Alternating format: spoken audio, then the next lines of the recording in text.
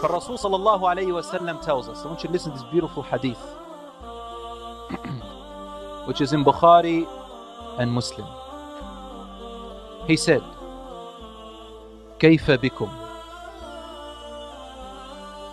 What will you do when? كيف بكم? What will you do when? Iraq,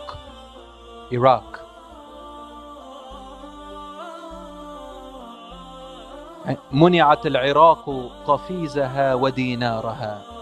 When Iraq is denied its currency. The قفيزها is the old currency of Iraq.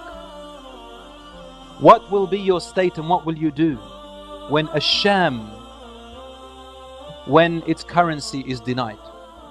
And what will you do when Egypt, its currency will be denied? And you return to where you began in the first place. What does this mean? When Iraq is denied its currency, when a country falls, its currency falls as well, doesn't it? And you no longer deal with its currency. Another currency replaces it. Al-Rasul ﷺ, or the narrator of this hadith, the Rasul ﷺ was asked, how will it fall? And he said, by foreign intervention. Foreign intervention. Al-Ajam. So Iraq's currency will fall by the invasion, and another currency will replace it. Then, after that, he placed it in sequence. Asham's currency will be denied. So Asham as a nation will fall. Again, another currency will replace soon, and it has to be by a foreign intervention. Currently, we see only one part of it, inside. It's a bigger picture than what you think. Yes, this is one part of it. Yes, there are oppressors. There is an oppressor in there. Yes, there are oppressors. Yes, it is there. However, it is it is one of the rocks, one of the plots within the bigger plan. Then Rasul ﷺ said, after Asham, he mentioned Misr, Egypt. You think it's over for Egypt right now? According to this hadith, which is in Bukhari and Muslim, something else is coming up. When the currency of a nation falls, it means that the country itself falls and there is an invasion. As Rasul ﷺ mentioned over here. It's not happened to Egypt yet. But this seems like the sequence that Rasul ﷺ is informing us about it. He also said in another narration, this hadith by Abu Hurairah, تُنْتَهَكُ ذِمَّةَ اللَّهِ وَذِمَّةَ رَسُولِهِ.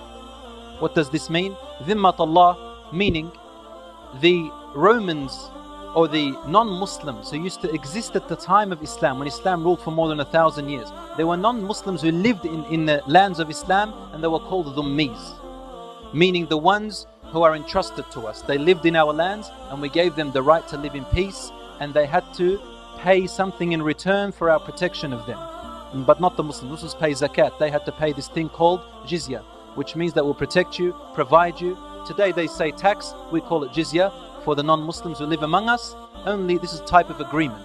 When this, he said, the people who used to do this before, they will no longer do it anymore, meaning they will be overpowering you.